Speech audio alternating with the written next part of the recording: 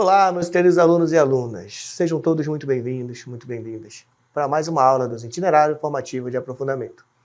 Aqui quem vos fala é o professor Antônio Paulo. Estarei com vocês aqui para mais uma aula. Olá, pessoal, tudo bem com vocês? Sejam bem-vindos a mais uma aula aqui da nossa IFA.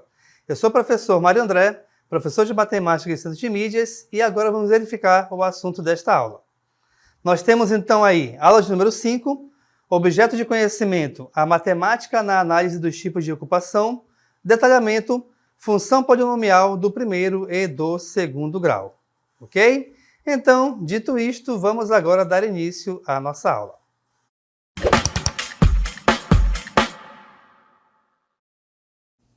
Muito bem, meus queridos alunos, vamos aqui dar início à nossa aula. Lembrando, vamos estar falando aqui de tipo de ocupação na Amazônia. Por esse motivo, vamos estar falando aqui sobre trabalho, Amazônia, matemática e sustentabilidade, certo? Então, vamos aqui seguir aqui com a nossa aula, porque o que nos aguarda mesmo, hein? Bom, pessoal, posso dizer para você que tem uma satisfação imensa de estar aqui com vocês, tudo bem? Vamos falar, como eu falei para vocês, sobre trabalho, natureza, mas vamos falar aqui em especial também de sustentabilidade, não é isso, professor Mário? Isso aí. Vale lembrar, pessoal, que muitas famílias, elas vivem da pesca, da agricultura e do extrativismo. Essas atividades, elas garantem renda, mas precisam de cuidado para que os recursos não se esgotem. Exatamente, pessoal. E aí é que entra a matemática, viu? Ela não serve apenas para fazer contas. Ela serve para entender situações reais e ajudar a planejar um futuro para a Amazônia. E é justamente por isso que nessa aula nós iremos usar funções matemáticas para compreender o crescimento das atividades econômicas e perceber também que crescer sem limites pode trazer prejuízos para todos. Então, pessoal, e essa ideia de crescer sem limite tem tudo a ver com um dos princípios da sustentabilidade. Para você entender melhor o que é sustentabilidade e entender mais a contribuição que a matemática pode nos dar nesse sentido, nós trouxemos aqui um material para vocês. Acompanhem. Sustentabilidade e Amazônia. A Amazônia, um tesouro da natureza, uma floresta exuberante, cheia de vida e mistérios.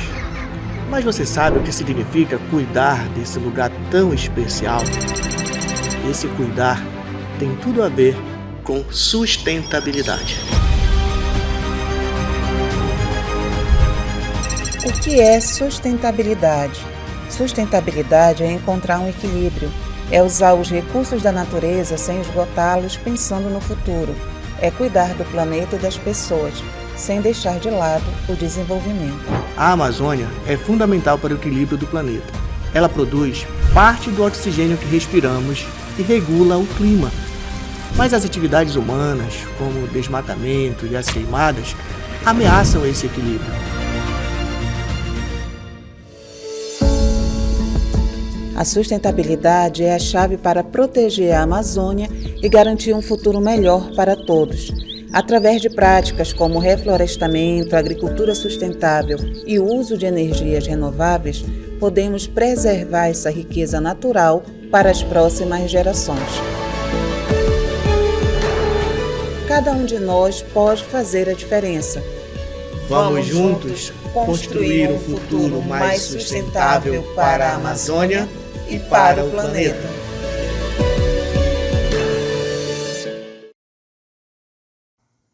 Muito bem, pessoal. E vocês verificaram aí, né, um pouco sobre a sustentabilidade. Mas, alunos, quando falamos em sustentabilidade na Amazônia, nós não estamos falando apenas de preservar a floresta.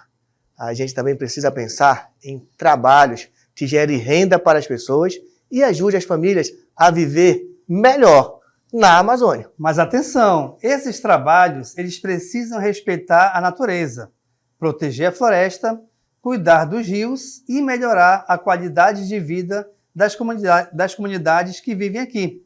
Sabemos que isso não é simples e não acontece da noite para o dia, mas é muito importante que vocês entenderem que é possível sim e que nesse contexto nós vamos usar a matemática para nos auxiliar a construir um mundo mais sustentável. Muito bem, pessoal. E por falar em usar a matemática, nós vamos usar aqui, professor, função do primeiro grau, né? Isso aí. E a função do segundo grau. E vocês vão ver de que maneira essas funções se relacionam com o conceito de sustentabilidade. Então, eu te convido agora a acompanhar a nossa primeira cartela, né? Que vai tratar sobre a função polinomial do primeiro grau. Acompanhe na tela. Então, pessoal, temos aqui a função polinomial do primeiro grau, que é dada por f de x igual a x mais b, tá bom? Onde A é o número que indica o crescimento ou diminuição. A gente chama de coeficiente de variação, quer dizer, o A nós classificamos ele como coeficiente de variação. E o B é o número que mostra onde começa o valor inicial.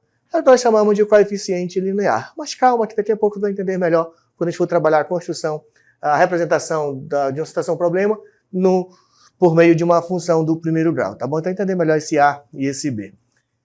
Bom, pessoal, por que é importante conhecer essa equação? Porque muitos fenômenos sociais e econômicos, pelo menos em intervalo de tempo, pode ser aproximado por uma função linear.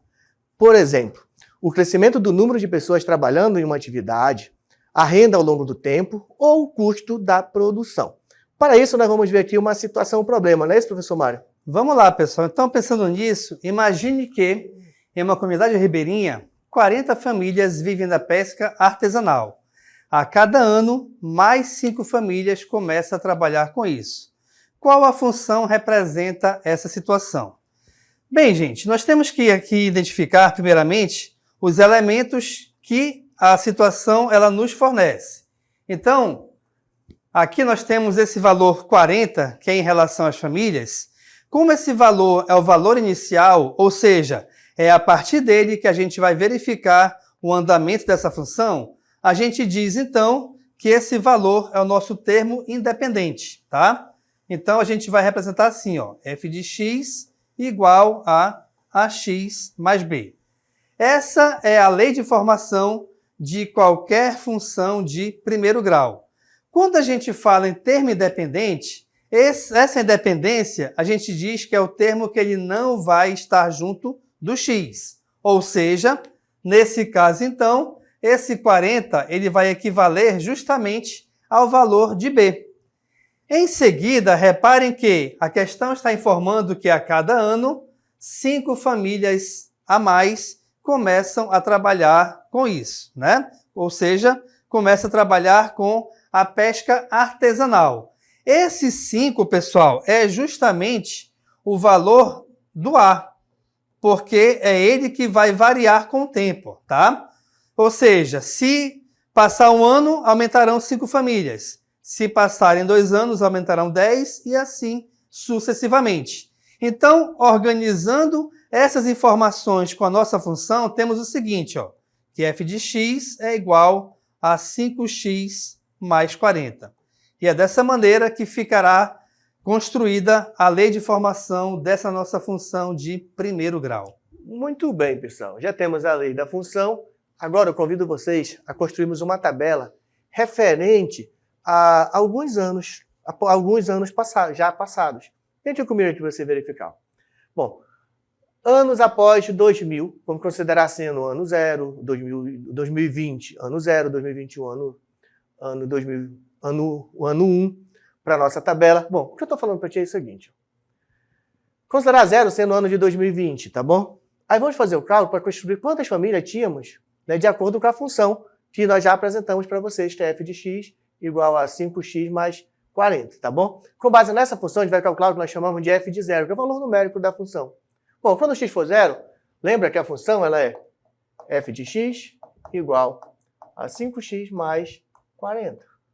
Né? Quando o x for 0, substitui o x por 0, ficamos então com 5 vezes 0 mais 40, que é igual a 40. Então, o valor de f de x nada mais é do que 40. Alunos, o valor que eu atribuí para x e o valor 40, que é o valor do f de x, ele vai nos dar um par ordenado.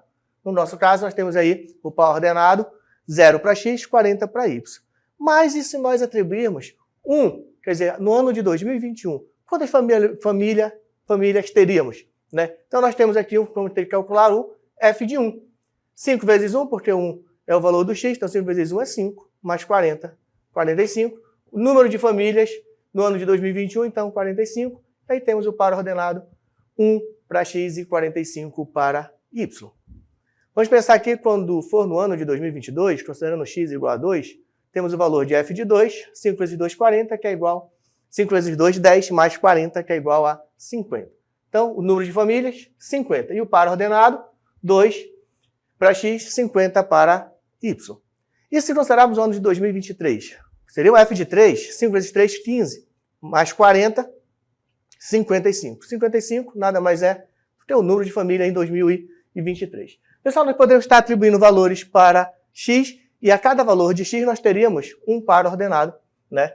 Que esses pares ordenados nós podemos representar em um plano, num gráfico, em um plano cartesiano, e ele nos ajuda a entender melhor como que se dá esse crescimento, né? Com base nesses dados que nós temos, nós vamos plotar aqui, ó, um gráfico no plano cartesiano.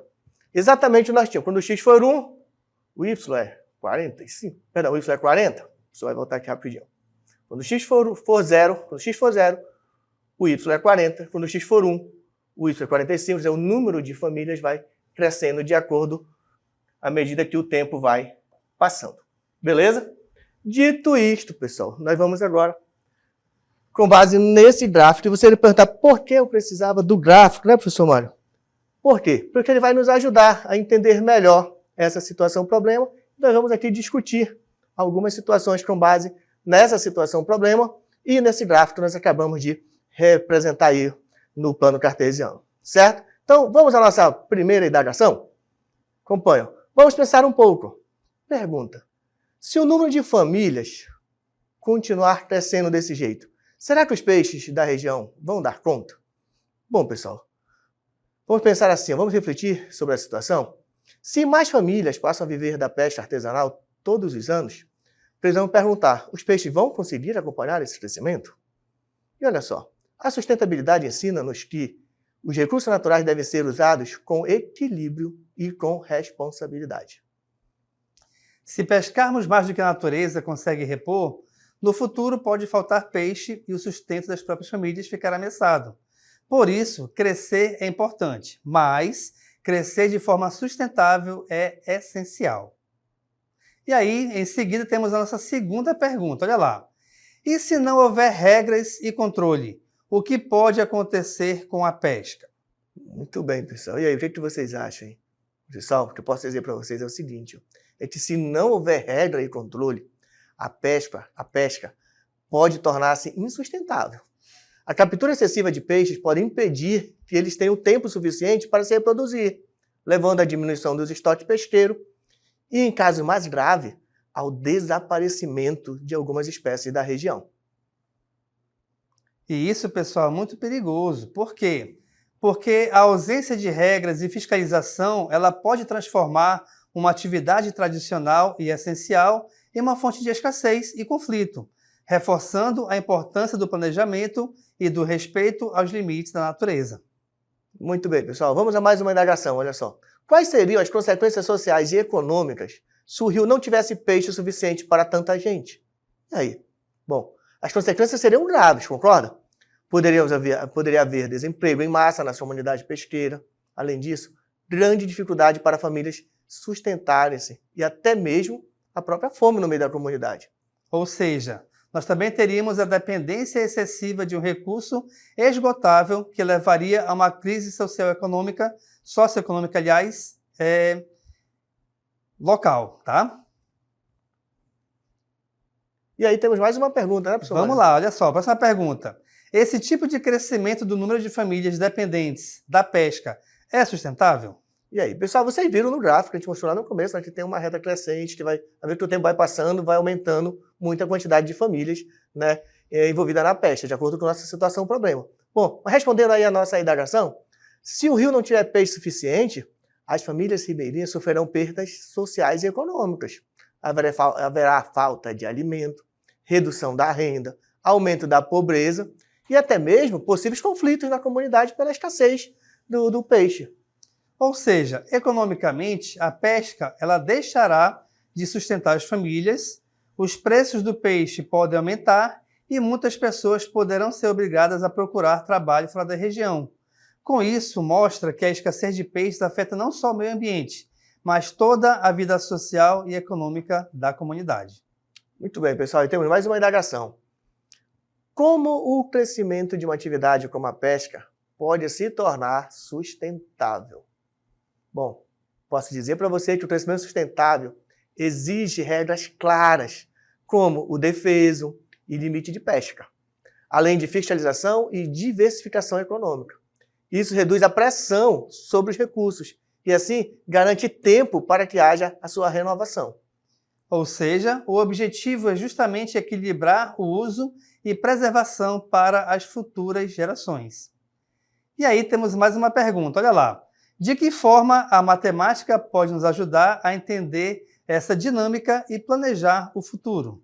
E aí, pessoal, olha só, a matemática pode nos ajudar a entender, planejar e até prever o que pode acontecer no futuro com esse tipo de ocupação e seus recursos, através da função, como a gente mostrou para você, através do gráfico, você vai olhar e você vai perceber de que maneira, né, a matemática vai estar aí nos ajudando. Justamente porque ela nos permite modelar tendências, como, por exemplo, o crescimento ou o declínio do número de pescadores ou da população de peixes. Além disso, analisar dados e simular cenários, o que é fundamental para a tomada de decisões e para a criação de políticas de manejo sustentável. E aí, em seguida, a gente vai também trabalhar aqui um assunto bem importante em relação ainda à sustentabilidade, que é o modelo de Schaeffer. E aí fica a pergunta, o que é o modelo de Schaeffer? Bem, o modelo de Schaeffer é um modelo bioeconômico clássico usado para descrever a dinâmica de populações exploradas pela pesca. Foi desenvolvido por Milner Schaeffer na década de 1950 e continua a ser amplamente utilizado pela sua simplicidade e poder explicativo. Muito bem, pessoal. E por falar no modelo Schaeffer, é importante que ele vai trazer um modelo matemático voltado para uma equação do segundo grau. Tá bom? Acompanha só o que diz o modelo. Acompanha na tela. A pesca é uma atividade essencial para muitas comunidades, mas quando feita sem controle, pode ameaçar os próprios recursos dos quais depende. Para compreender esse equilíbrio entre exploração e sustentabilidade, a ciência desenvolveu modelos matemáticos que ajudam a orientar a gestão dos recursos pesqueiros. Um desses modelos é o modelo de Schaeffer, um modelo bioeconômico clássico criado na década de 1950 pelo cientista Milner B. Schaeffer. Ele descreve como a população de peixes cresce naturalmente e como a pesca influencia essa dinâmica. O modelo assume que os peixes crescem até um limite ambiental e que a captura aumenta com o esforço de pesca. Porém, após certo ponto, a sobrepesca reduz tanto o estoque que a produção começa a cair. O formato da equação mostra que o lucro aumenta com o esforço de pesca até atingir um ponto máximo. A partir desse ponto, o aumento do esforço provoca a queda no lucro, refletindo a sobrepesca. O modelo de Schaeffer ensina que mais pesca nem sempre significa mais benefício. O equilíbrio entre esforço, lucro e conservação é fundamental para garantir o futuro da pesca e das comunidades que dela dependem. Compreender modelos como o de Schaeffer é um passo importante para uma pesca sustentável. Muito bem, pessoal. Vocês viram aí, né, que o modelo ele é dado por uma função quadrática, certo? Mas para falar em função quadrática, claro, vamos aqui então para a definição. Acompanhe com a gente. Bom, uma equação do segundo grau, ou seja, uma equação quadrática, é uma equação algébrica da forma ax² mais bx mais c igual a zero. Bom, vamos definir as coisas. A e b são os números reais, tá bom? Falei desses caras aqui, são números reais. A, obrigatoriamente, o A tem que ser diferente de zero, porque se o A for zero, deixaria de ser uma equação do segundo grau e seria apenas do primeiro grau. Então, A diferente de zero é condição essencial para que seja do segundo grau. E, além disso, o x nada mais é do que a incógnita. Tá legal? Então, temos aí a nossa equação do segundo grau. Bom, vamos pensar um cenário? Imagine que o rendimento financeiro, o lucro, vem aqui comigo. Um cenário matemático aí para a equação do segundo grau segundo o modelo Schaeffer. Imagine que o rendimento financeiro, o lucro L da comunidade, em função da intensidade da pesca X, seja dado pela equação que nós temos aqui, ó, L de X, lucro em função de X, lucro em função do tempo, né, o x é o tempo, é igual a menos 2x ao quadrado mais 80. Onde x, olha só, x ele é o esforço de pesca, que pode ser representado por número de barco ou dias de rede. Vamos considerar sendo o número de barcos, tá bom? De acordo com o modelo que foi dado na situação. L de x é o lucro gerado em milhares de reais, certo? Bom, mas vamos continuar aí para a gente ver aí, observar essa situação dentro de uma situação problema, né? Vamos imaginar que você é o gestor de uma cooperativa de pesca de pirarucu em uma reserva de desenvolvimento sustentável no Amazônia e seu objetivo é descobrir o número de barcos ou dias trabalhados sem acabar com a espécie. E para isso a gente vai usar um modelo clássico da biologia pesqueira, que é justamente um modelo de Schaeffer, que é uma equação de segundo grau. Aí vem a pergunta, olha só. Em qual momento o lucro é zero? Ou seja, nós temos aqui então que encontrar a raiz da equação. Bem, pessoal, a raiz da equação, seja uma equação de primeiro grau, de segundo grau, enfim, ela será encontrada toda vez que você pegar a lei de formação, que no caso é essa aqui que vou destacar agora aqui em verde, tá? E você pegar essa lei e igualá-la a zero, tranquilo? E aí, igualando essa lei a zero, nós temos o seguinte, reparem. Eu vou pegar então aqui nesse caso, menos 2x ao quadrado mais 80x igual a zero. Inicialmente, pessoal, a gente poderia resolver aqui, por exemplo, essa equação de segundo grau, utilizando o teorema de Bhaskara, né, entre outros elementos. Mas vamos aqui então utilizar um camaradinha muito bacana que se chama, aqui no caso, fator comum em evidência. Ou seja, se nós analisarmos elemento a elemento do jeito que está apresentado para a gente aí, verifiquem que nesses dois elementos aparece a letra x. Ou seja, a gente pode dizer então que o x é justamente o fator comum em evidência. Sendo o x esse fator comum em evidência, nós faremos o seguinte agora. Eu vou pegar cada elemento inicial da minha equação e dividir por x. Ou seja, menos 2x ao quadrado dividido por x, a gente vai ter menos 2x. Mais 80x dividido por x, eu vou ter mais 80. Tudo isso igual a zero. Bem, turma, a questão está pedindo em qual momento o lucro é zero, ou seja, está pedindo a raiz da equação. Repare que nós temos aqui um produto entre dois elementos. Um produto de x, multiplicado aqui nesse caso, tá, por menos 2x mais 80. Para que a gente consiga encontrar a raiz, ou até mesmo as raízes da equação, haja visto que é uma equação de segundo grau, eu vou pegar cada um desses elementos, tá, que eu identifiquei com cores diferentes, igualar a zero e resolver a equação que ali aparece. Então, primeiro, olha lá, vamos pegar aqui no caso o x. Então, x é igual a zero, já temos o resultado da minha equação. Professor, não tem nada o que calcular? Não, não tem nada, pessoal, porque o x é igual a zero, já encontramos o valor numérico para ele, beleza? Vamos verificar o próximo. Aqui o próximo, repare que nós temos menos 2x mais 80. Então, eu vou pegar menos 2x mais 80 igual a zero e resolver a equação que aí aparece.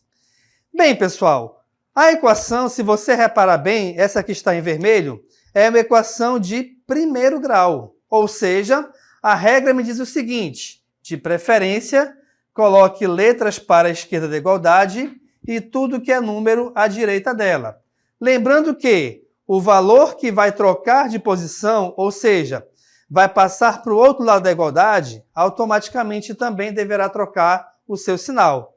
Então, repare que nós temos aqui, nesse momento, menos 2x, menos 80. Opa, calma lá.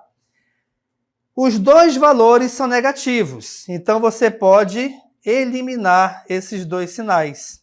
Tá? Não vai fazer diferença nenhuma no resultado final. Por quê? Porque agora nós temos que encontrar o valor do x. Então, se eu tenho que encontrar esse valor, esse 2 que o acompanha automaticamente passará para o outro lado dividindo. E a divisão de 80 por 2, o resultado é justamente igual a 40. Ou seja, essa equação de segundo grau, ela possui duas raízes, tá? Pode ser, então, o 0 ou pode ser o 40. E são justamente esses valores que transformarão, tá? Que no caso aí, vão determinar o seu valor igual a 0 quando substituídos. Beleza? Mas, seguindo em frente, vamos agora pensar no seguinte. Em qual momento o lucro é máximo e totalmente sustentável? Ou seja, como a gente vai encontrar o valor do vértice? Bem, vamos pensar no seguinte. O vértice é justamente aquele ponto onde o gráfico ele alcança... Opa, só trocar aqui a cor. O gráfico ele alcança o seu valor máximo ou seu valor mínimo, tá? Então, o vértice é esse pontinho aqui, pessoal, onde, por exemplo, o gráfico ele deixa de estar subindo e passa a descer, ou vice-versa. Tranquilo? Mas, quando a gente fala em lucro máximo, é porque nós temos que encontrar, então, aqui, o valor do x do vértice, tá? E como é que a gente encontra esse valor do x do vértice? Simples. Basta você resolver menos b sobre 2a. E, professor, mas calma lá. Se eu tenho que resolver menos b sobre 2a, quem é b e quem é a? Vamos lembrar aqui novamente, pessoal, que a nossa função, tá? Aqui, ó. Aqui. A nossa função inicial é menos 2x ao quadrado mais 80x igual a 0. Por que é importante a gente lembrar dela? Justamente pelo seguinte, ó. F de x é igual a menos 2x ao quadrado mais 80x, tá? Mas, professor, não é igual a 0? É igual a 0, mas aqui eu estou colocando a lei de formação para você perceber o seguinte. O valor do a, pessoal, é sempre o valor que acompanha o x ao quadrado. Então, aqui f de x é igual a ax ao quadrado mais bx mais c, tá? Então, o valor do a é sempre esse valor que acompanha o x ao quadrado. Nesse caso em específico, o valor do a que é menos 2. O valor do b, reparem, é esse valor que acompanha o x. Aqui nesse caso, então, é igual a 80. E aí, reparem aqui em cima que, substituindo esses valores, a gente vai ter o seguinte, ó. Como b vale 80, automaticamente, então, menos b será igual a menos 80. Embaixo, eu tenho 2 vezes a. Como a, nós verificamos que vale menos 2, 2 vezes menos 2, o resultado é igual a menos 4. E aí, resolvendo a divisão de menos 80 por menos 4, o resultado é igual a 20. Qual é a conclusão que a gente pode tirar com isso? É que o esforço ideal para a sustentabilidade da Amazônia e da comunidade é de 20 barcos. Bom, como já sabemos que o esforço ideal é igual a 20, mas nós precisamos também saber, né, para saber quanto a comunidade vai ganhar nesse ponto ideal. É o que nós chamamos de calcular o valor do lucro, mas o lucro quando? O lucro quando o x for igual a 20. Aí nesse caso, pessoal, não tem o seguinte, ó, calcular isso aqui, ó, L de 20, que é igual a menos 2, x é 20, tá bom? Vezes 20 ao quadrado, mais 80 vezes x. Então, só um pontinho para 80 vezes o x. Mas quanto vale o x? X vale 20. E a gente vai fazer esse cálculo, calcular o L de 20, que é igual a 2 vezes 20 ao quadrado é 400, mais 80 vezes 20, nós temos então aqui 1.600. Fazendo o cálculo, o lucro ideal, né, que é quando se tem 20 unidades de barco pesqueira, né, nós temos 2 vezes 4, 800. Melhor, menos 2 vezes 400 é menos 800, mais 1.600. Sinais diferentes, subtrai e coloca o sinal do maior número em modo, então nós temos que L de 20 é igual a menos 800 mais 1.800, mais 1.600 é igual a 800. O maior número em sinal é o positivo, então vai dizer aqui que o lucro, quando for 20 unidades de barco, né, 20 barcos pescando, vamos ter aí um lucro, então, de 800. Certo? Agora vamos pensar isso no gráfico, só para a gente tirar nossas conclusões. Então, no momento onde o X é zero, pessoal, aqui é o momento que não tem ninguém trabalhando, né? Então, não teria lucro nenhum, pelas raízes da função. Quando o X for 40, também nesse momento não teria lucro, porque perceba que tem lucro, aqui ó, tem lucro, vai aumentando o lucro, mas depois começa a cair à medida que vai aumentando, né? Quando passa de 20, né, de 20 barcos pescando, vai diminuindo a quantidade de peixe, então quer dizer que o lucro também vai diminuindo. E quando chegar a 40 unidades de barcos pescando, não teria lucro nenhum. Pensando no esforço de pesca, olha só, quando tivermos 20 embarcações, nós teremos um lucro de R$800 mil, que seria aí o ideal, né? Ter 20 barcos pescando para obter um lucro, o melhor lucro possível. Bom, pessoal, dito isto, nós estamos aqui chegando ao final da nossa aula. Vamos aqui nos despedir.